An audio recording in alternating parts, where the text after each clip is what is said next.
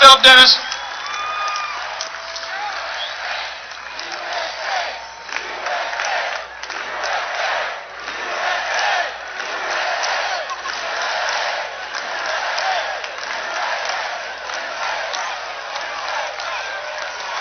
You know, I say this on my show quite often, that we as God-fearing, child-rearing, whether you're conservative, libertarian, or wherever you are on the spectrum, we get angry so often at the affronts to what we hold dear, so often that sometimes our message gets lost as just being anger.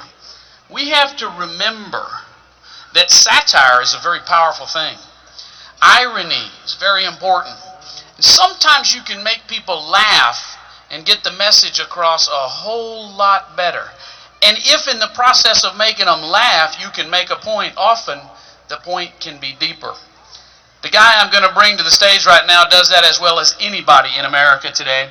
I think there's a big stage for a lot of people, not just Fox News, not just talkers, but people with blogs, people with websites, people with messages, people with stories.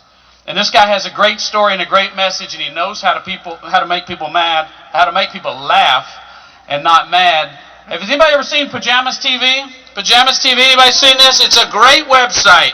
Go home and see it. It'll make you laugh. It'll make you think. He owns MachoSauceProductions.com. He makes many videos that will make you absolutely fall out laughing, and you'll say, he can't say that, can he?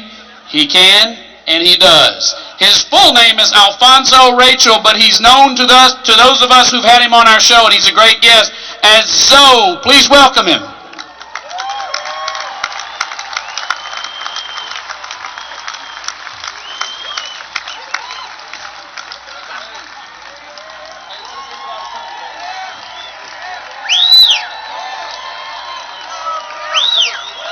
Thank you.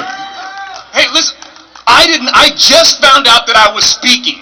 I just wanted to come up and I wanted to hang out with y'all and have some fun and get some, I got my little camcorder right here and I wanted to talk to a couple folks and find out what you think about the bill and so on and so forth. And then they say, hey, Zoe, come up on the stage and speak. I'm like, oh, I ain't got no teleprompter.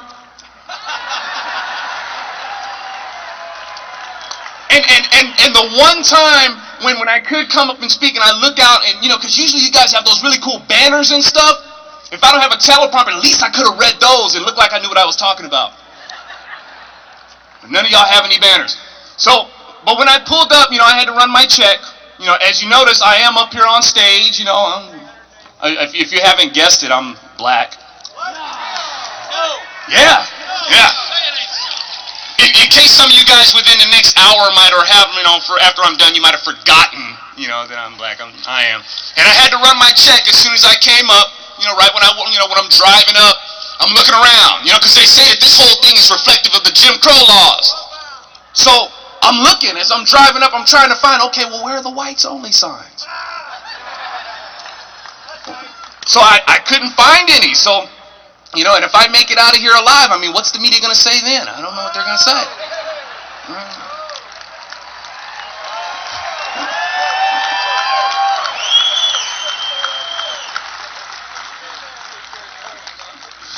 But like I said, I didn't come, prepared to speak. I just wanted to. I even saw a couple of people. Right here, I have in my hand.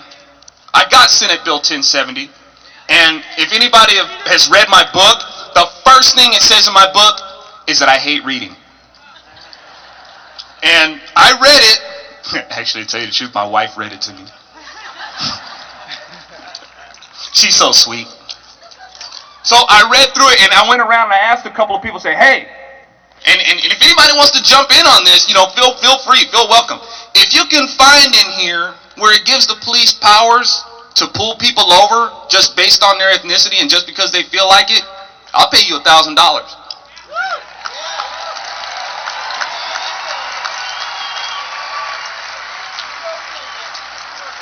Actually, that check will be written by PJ.TV. I ain't actually gonna write that check.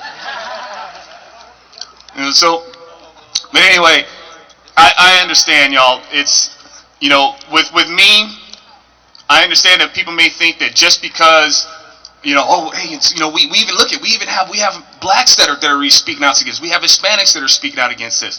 Trust me, y'all, it doesn't give us any more license to say this stuff than anybody else. Because though they may not be able to call us, we'll see, how are you going to call him racist? He's black. No, they got worse words for us. They hate us. They hate us just as much as they hate you. And all these things, when they try to break wide with these Jim Crow, trying to make this reflective of Jim Crow laws, and they try to make this reflective of Nazism, as if, we're going to try to march, we're going to try to separate illegal immigrants and march them into Zyklon B showers. That's all just voter tools. You gotta let them know. Hit them with this bill. Show it to them. Say, look, if you know anything about Jim Crow, and they don't even probably know who Jim Crow was. They don't know who it is. It's almost like if you were to ask, who's Pink in Pink Floyd? They don't know who Jim Crow was. They probably thought he was a real person. He wasn't a real person. He was a character. And there were certain laws that were based on him. And there's nothing in this bill that's like that. There's nothing in this bill that's reflective of Nazism. But you know what? If you look at liberal policies, those policies are closer to Nazism than anything else.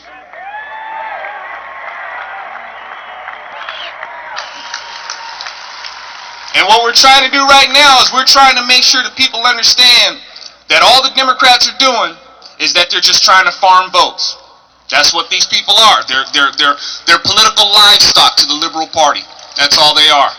And they want to make sure that they play on their victim mentality and come up with all these crazy assertions to make sure that they've got them on the next election season. And when they get voted in, then they become ghosts. And that's all they're trying to do. So I'm glad to be a part of this in any little way that I can. I'm so glad to see you guys out here. Like I said, I didn't know that I was speaking. But I'm so glad that I came, and I'm glad to be a part of it. And God bless you guys. God bless you, Arizona. We're standing with you.